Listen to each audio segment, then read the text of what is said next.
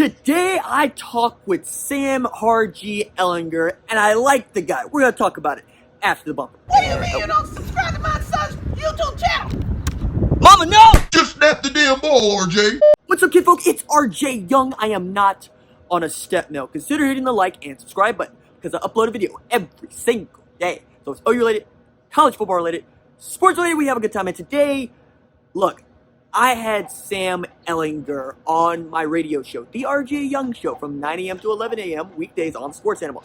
And look, we're in Radio Row. It's Big 12 Media Days. And people are whining about, running about, and the job of a radio host and honestly a producer and whatnot is to get as many guests on the show while you are here as humanly possible. I mean, my program director likes to tell this story where he interviewed the West Virginia Mountaineer mascot because he just wanted to get good content on the show for the listeners, because that is the reason that you're at Big 12 Media Day. You're there to talk to people that you wouldn't normally get an opportunity to talk to on a regular basis. And while Monday didn't go as well as I wanted it to go, well, Tuesday did. Tuesday went really well. One of the first guests that I had was my homeboy Eric G. Flags down Sam Ehlinger's SID. Flags down Sam Ehlinger. Gets Sam Ehlinger to sit in the chair next to me, and I break off with my man Patrick Masick, and we go straight into talking with Hard G. And one of the things that came across was, one, I called him Hard G, and I asked him how he felt about it. He's like, nah, that's what it is. It is a Hard G. Call me Hard G. And we rolled through it. Rolled through Baker Mayfield's trash talk. Rolled through he ain't that accurate a quarterback. What's he doing about it? We rolled through him being really personable when talking to me. And the guy, I said this on the radio. I say this in the interview later. The guy that was talking to me is not the guy that you see out there on the football field. And OU in Texas, OU's my team. I don't know why that's not going to change. But if I get an opportunity to talk to the starting quarterback at Texas, I'm going to talk to him, all right? And I would like to think that if you are watching this channel, you would like to hear what he has to say, especially to me.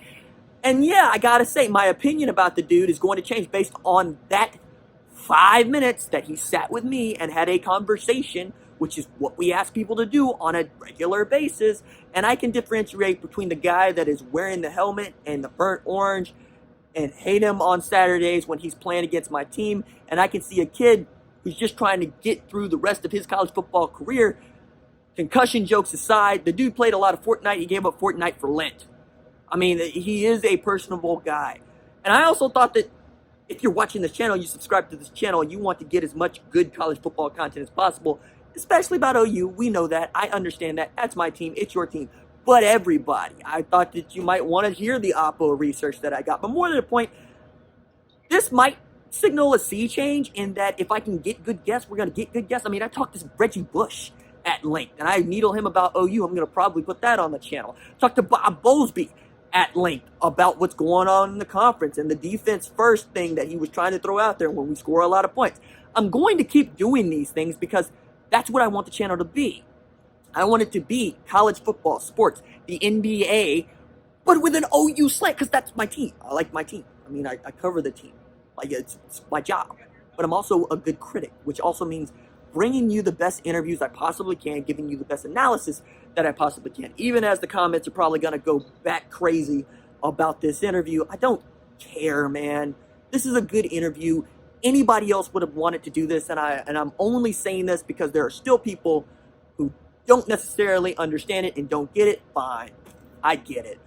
We're also going to celebrate going over 20K because that happened while I was asleep. Thank you so much for struggling or having a good time on this journey. I really think it's cool. But don't freak out because Sam Ehlinger was on the channel talking and I enjoyed my time with him. Freak out if all of a sudden RJ's going, you know who sucks? No. Actually, I talk about people that suck all the time because I'm a good critic. I'm really good at this and I really like doing it and I really enjoy doing it. Yeah. Let's keep rolling it and see where we go. All right, now let's get to the interview with Hard G. Call you Hard G. You gonna go with Hard G? It's all good, yes sir. Really? Hard G, that's how you say it. Oh man, look, all right. So I made a joke about this last year because it turned out that my colleague Brandon Drum called you Ehlinger, and your coach made the correction on stage, and we've been playing the cut for like a year. And I wonder we make a big deal out of how much that guy loves you guys and how much he shows that he loves you guys, but what does that feel like for you personally when you have a guy who's going to even nitpick about how your name is pronounced on stage, on television? I think it's just love, and the love that he portrays to us. Really, it's an incredible feeling for guys to understand that their head coach loves them and is always going to have their back regardless of what the situation is, whether it comes down to how you pronounce your last name or how you play the game. So, in thinking about how much he loves you, how much you love Texas, we're Tulsa sports animal, right? So OU football is what we're talking about a lot, and when OU Texas comes on, everybody's engaged. But I've compared you to Texas's version of Baker Mayfield, even as you might want to say something different about that. Do you view yourself as a talisman for Texas Longhorns football? I don't know. I think when you play the position of quarterback wherever you are, you're automatically going to fit the mold of people want you to be that guy. And so I think I don't consider myself that. I'm not going to make that claim, but I think anywhere where you play quarterback, people want you to fit that mold. You're very humble and very personal right now, and I'm amazed by that, because the guy that I saw at the Sugar Bowl saying that we're back was very much lit. He was very live. He was very energetic. Is that a different guy on the football field than the one that's going around Radio Row doing interviews? I think so. I think when the competitive juices get flowing, I just start having fun and letting loose. So I think when competitive atmospheres are around and we start competing, that's a little different person. Well, it's media days, and it was also the summer when Baker said, "Hey, I don't like you. I don't like Texas. You never beat Lake Travis." That was said to me. I would feel some kind of way about that.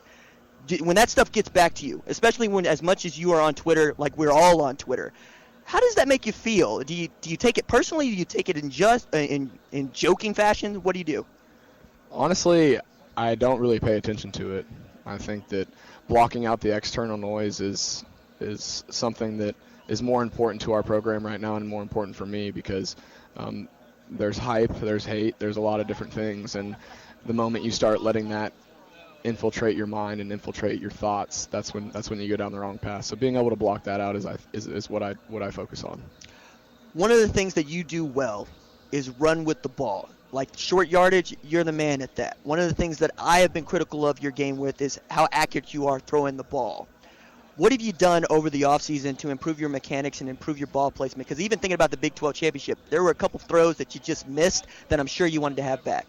Yeah, absolutely. I think that's one of the number. I think that's probably the number one trait in extremely credible quarterbacks is accuracy, and I think that also comes with comfortability. When you're really comfortable in an offense and you're really comfortable with where you're going with the ball, you're comfortable with the speed of the game, then you can settle down and be who you are. And so I think improving that and going into year 3 with 2 years of experience under my belt, just being comfortable in the offense with the same offense I've been running for the past 2 years.